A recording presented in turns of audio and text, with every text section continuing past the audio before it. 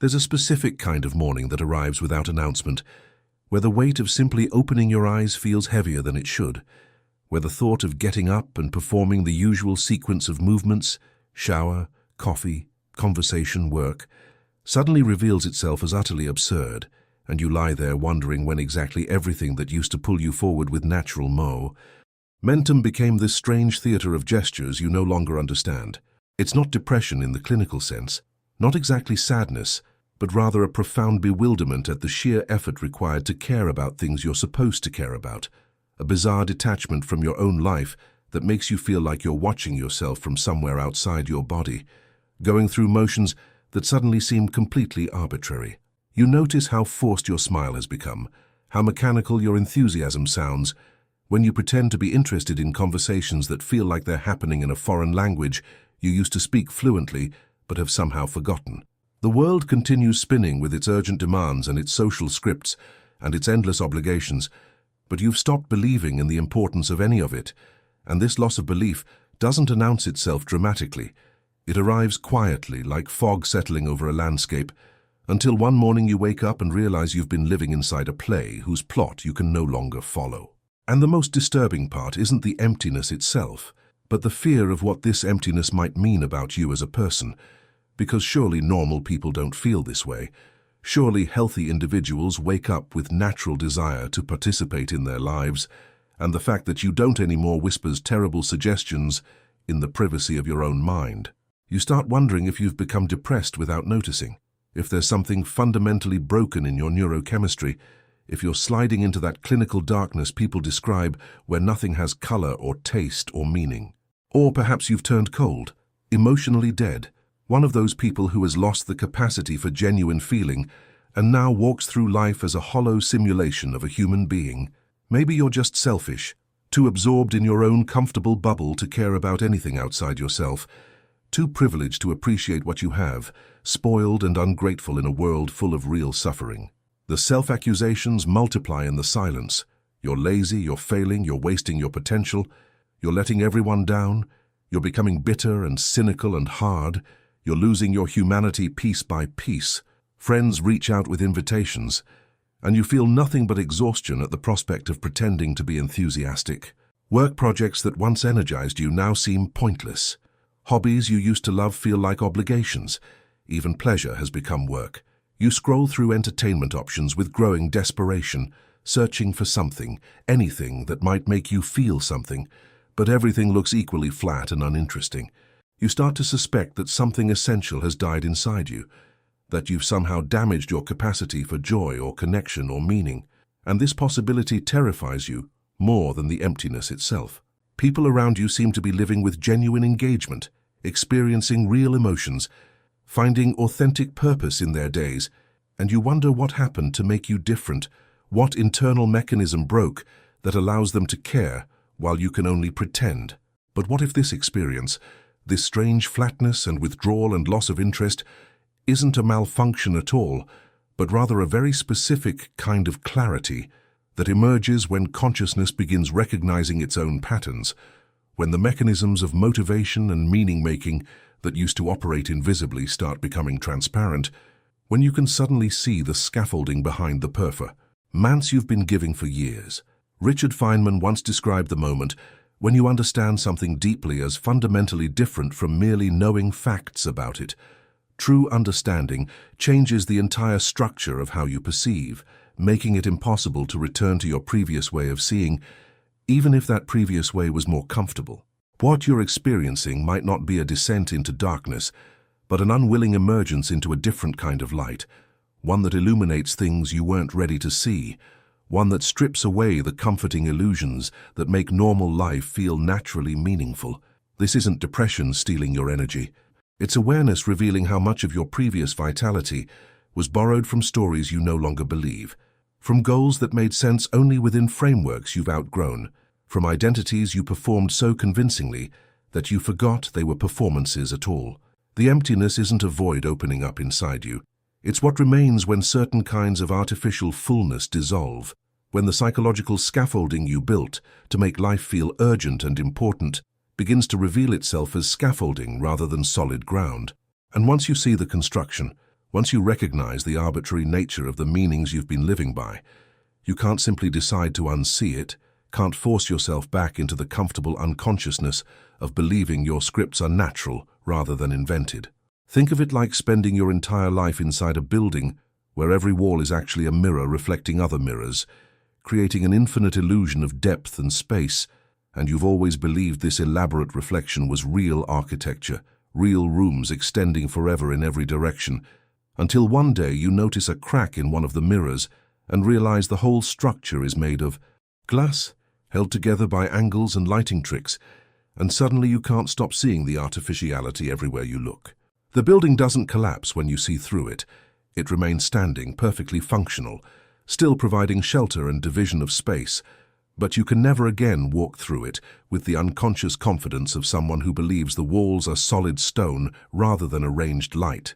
Or imagine you've been watching a film your entire life, completely absorbed in the story, crying at the sad parts and cheering at the victories, identifying with the characters as if they were real people whose fates actually mattered, until someone accidentally leaves the projection booth open and you catch a glimpse of the machinery, the reels turning, the light passing through celluloid, the mechanical nature of what you thought was organic narrative. And now every time you watch, you can't fully disappear into the illusion because you've seen how it's made. The story can still move you. The performances can still be beautiful, but there's always this double awareness, this simultaneous participation and recognition of the construction, and this doubleness makes a certain kind of naive engagement impossible forever. Or consider what happens to an actor who has performed the same role for years, night after night, until the lines have become so automatic that they emerge without conscious thought, and then, one evening mid-performance, they suddenly become aware of themselves speaking, aware of the audience watching, aware of the arbitrary nature of the words they're saying and the emotions they're performing. And this awareness creates a strange dissociation where they're simultaneously the character and someone watching themselves play the character, and this split attention makes it almost impossible to continue with the same fluid naturalness. The performance doesn't stop. The actor keeps speaking the lines, hitting the marks, making the gestures, but something essential has shifted in the relationship between the performer and the performance, and recovering that original unself-conscious immersion becomes extraordinarily difficult, if not impossible. This is what's happening to your relationship with your own life, with the motivations and purposes and identities that used to carry you forward with such natural momentum. You're not losing your capacity to care. You're losing your capacity to care unconsciously, to participate in the game without noticing it's a game, to feel the urgency of arbitrary goals without recognizing their arbitrariness. Your relationships haven't stopped mattering, but you can suddenly see all the unspoken contracts and social performances that constitute relationship, all the ways both people are playing agreed-upon roles rather than meeting in some pure, authentic space. Your work hasn't become meaningless, but you can see how its meaning depends entirely on frameworks of value you happen to inhabit, how easily the entire structure could be different, how contingent and constructed the whole edifice actually is. Food still tastes good, but you're aware now of how much your enjoyment depends on learned associations and chemical responses and cultural conditioning, rather than some inherent pleasure in the object itself. Nothing is broken. The machinery of experience is working exactly as it always has, but you can see the machinery now, and seeing the machinery changes everything, even though nothing has technically changed. This is why you want to stay in bed, why the prospect of getting up and performing your life feels so exhausting, not because you can't do it, but because you can see it for what it is. This elaborate choreography of meaningful seeming actions built on foundations that reveal themselves as arbitrary the moment you look directly at them. And here's what makes this phase so desperately lonely. You can't explain this to people who are still living inside the comfortable unconsciousness of their own frameworks, because from inside those frameworks, the meanings feel natural and self-evident, not constructed at all. When you try to articulate what you're experiencing, it comes out sounding depressed or nihilistic or cynical, and people worry about you and offer solutions that only work if the problem is what they think it is: lack of purpose, need for goals, insufficient gratitude, poor mental health. But the problem isn't any of those things. The problem is that you've seen something about the nature of meaning itself, about how consciousness creates significance through the stories it tells, And once you've seen this, you can't unfamiliar it through force of will or positive thinking or better goal setting.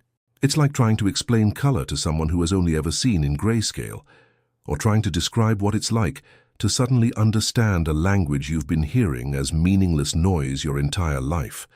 The very framework through which they understand experience makes the thing you're trying to communicate incomprehensible, not because they're stupid or unaware, but because they haven't add the specific experience that would make your words make sense. And so you find yourself isolated, not by geography or circumstance, but by the nature of what you've seen, surrounded by people who care about things you can no longer care about in the same way, who find meaning in structures you can see through, who experience as solid and real what appears to you as transparent and constructed. The loneliness isn't about being physically alone, it's about the fundamental incommunicability of this particular kind of awareness, about having crossed into a territory where the language everyone else speaks no longer maps onto your experience with any accuracy. You watch people get excited about career achievements and you understand intellectually why those achievements matter within certain frameworks, but you can't generate the feeling that they matter, can't produce the appropriate emotional response, and this inability makes you seem distant or cold or detached, when really you're just unable to pretend with any authenticity. You listen to conversations about politics or social issues or personal dramas, and you can see all the ways people are invested in their positions, all the identity stakes and tribal affiliations and ego investments that make the conversations feel urgent to them. But for you, the whole thing looks like a game being played with tremendous seriousness by people who have forgotten it's a game. And you can't figure out how to participate without either pretending to take it as seriously as they do, or revealing your detachment in a way that makes you seem arrogant or superior. The emptiness you're feeling is the temporary void that opens up when one set of meanings has dissolved, but another hasn't yet crystallized to take its place. It's the interval between what Feynman called knowing the name of something and understanding the thing itself, except you're experiencing this transition not with physics concepts, but with the fundamental frameworks through which you organize existence. You're between paradigms, suspended in that disorienting space where the old way of seeing has become transparent, but the new way hasn't yet become solid, and this suspension is naturally uncomfortable, naturally marked by loss of motivation and flatness and withdrawal. Because motivation requires belief in the importance of things, and you're temporarily unable to generate that belief with any authenticity.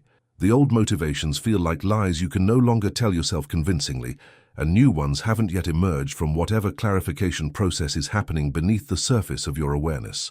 And you need to know that this withdrawal, this flatness, this loss of interest in things that used to matter, doesn't represent failure or breakdown, but rather a necessary pause in the continuous performance of being a person, a kind of involuntary sabbatical from the exhausting work of maintaining enthusiasm for scripts you no longer believe in. You're not becoming cold or dead or broken. You're becoming honest in a way that temporarily removes your ability to pretend, and pretending is what most of normal life requires. When people ask how you are, and you no longer have access to the automatic, "Fine, how are you?" When someone invites you to something and you can't manufacture the expected gratitude and enthusiasm. When work demands engagement, and you can only offer mechanical competence without the performance of passion. This isn't you being difficult or resistant. This is what happens when the psychological machinery that used to generate appropriate emotional responses automatically becomes visible and stops functioning unconsciously. You haven't lost your capacity for connection. You've lost your capacity for false connection, for going through the motions of intimacy while feeling nothing, for performing caring without actually caring.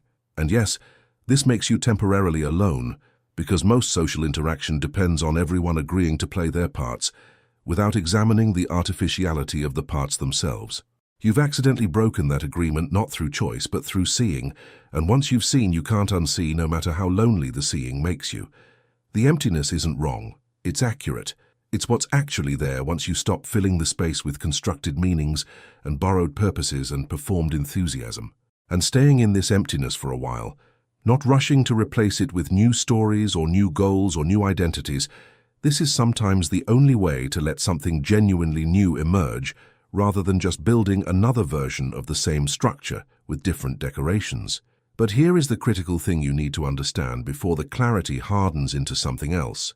This seeing, this recognition of constructed meanings and arbitrary frameworks, doesn't make you special or elevated or more enlightened than people who still live inside their frameworks with genuine feeling.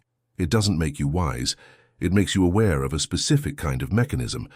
But awareness of mechanisms isn't the same as wisdom about living. The temptation will be strong to interpret what's happening as awakening, as evolution beyond the unconscious masses, as graduation to some higher level of existence. And this temptation is extraordinarily dangerous because it can calcify the temporary clarity into permanent cynicism, can turn what should be a phase of transition into a frozen posture of superiority. You'll be tempted to judge people who still care about things you can see through, to feel contempt for their naivety, to position yourself as the only one who really sees how things are while everyone else remains trapped in comfortable delusion. You'll notice yourself thinking things like, "They just don't understand," or "They're still asleep," or "They're living in illusion while I've seen the truth." And these thoughts will feel like clarity, but they're actually ego protecting itself by turning a difficult experience into evidence of specialness. This is ego wearing the clothes of enlightenment, and it will destroy whatever genuine understanding you've gained, will turn the temporary openness of not knowing into the rigid closedness of thinking you know more than everyone else. The most insidious part is that this inflation can feel deeply true, can present itself with all the certainty of revelation, because it provides relief from the discomfort of the actual position you're in, which is suspended, uncertain, stripped of familiar meanings without having found new ones, fundamentally vulnerable and confused, by offering a story in which your confusion is actually sophistry. Acation and your emptiness is actually enlightenment. Feynman was brilliant at seeing through pretension and constructed authority, but his genius wasn't in the seeing alone. It was in remaining humble and curious after the seeing, in not letting the recognition of other people's mistakes make him arrogant about his own knowledge, in understanding that seeing through something doesn't mean you've transcended the need for what that something was trying to do. He could recognize when people were bullshitting, could see through academic posturing and pseudo-intellectual language, but he never positioned himself as having escaped the human need for meaning-making itself, never claimed to have graduated beyond the questions that drive people to create frameworks in the first place. The fact that you can see the constructedness of meaning doesn't mean you've transcended the need for meaning. It means you're in the process of understanding how meaning works, which is completely different from having found some ultimate answer.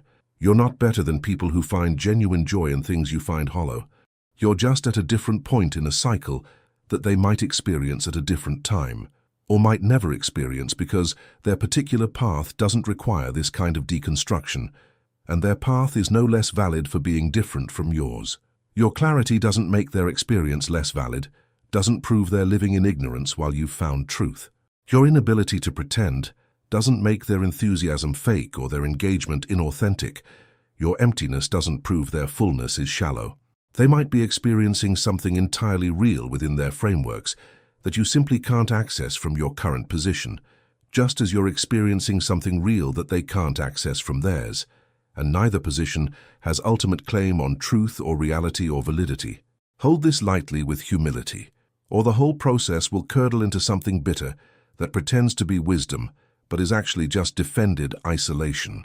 What emerges on the other side of this, if you stay with it without rushing to resolution or hardening into cynicism, isn't the return of naive enthusiasm or the discovery of some ultimate meaning that makes everything make sense again in the old way.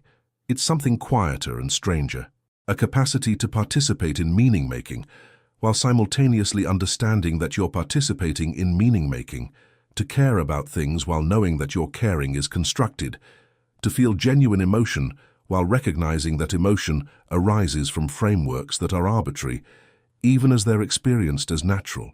The joy that becomes possible isn't the explosive happiness of someone who believes completely in the importance of what they're doing, but the subtler satisfaction of someone who chooses to engage fully with projects and relationships and experiences, even while holding lightly the knowledge that none of it has inherent meaning, beyond the meaning they're actively creating through the act of engage.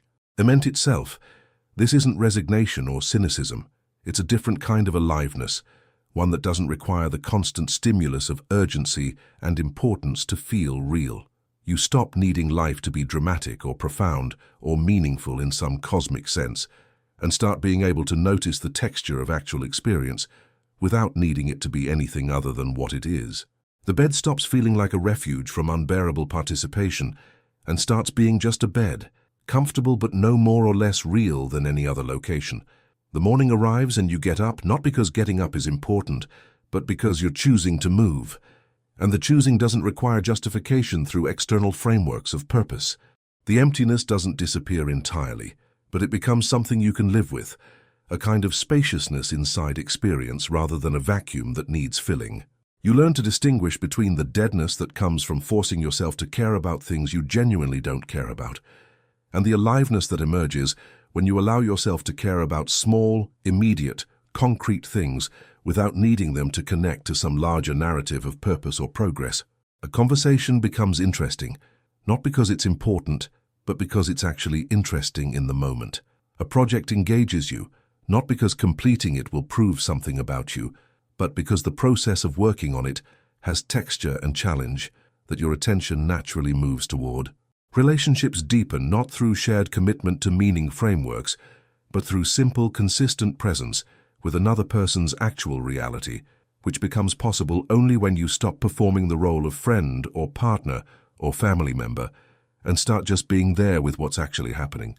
And slowly, carefully, without forcing it, you begin to notice moments of genuine interest emerging not from obligation or performance, but from simple curiosity about what might happen next.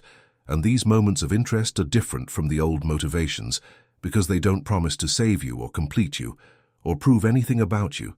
They're just small movements toward engagement that feel true in the moment without needing to be permanent or profound.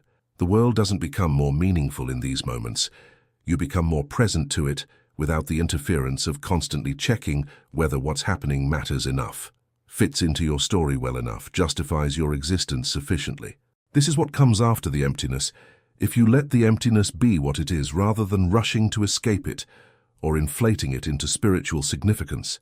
Not happiness in the old sense, not meaning in the old sense, but something more sustainable and more honest, something that doesn't collapse the first time you see through it, because it's built on seeing through rather than on belief, built on choosing engagement with clear eyes rather than on the unconscious momentum of unexamined conviction. So stay in bed if you need to stay in bed. Let the emptiness be empty. Don't rush to fix what isn't broken, only different. And know that this strange pause in your ability to care about what you're supposed to care about isn't the end of caring, but the transformation of how caring works. And that transformation takes whatever time it takes, arriving in its own rhythm that can't be hurried by willpower or positive thinking or any amount of productive guilt. You're not lost.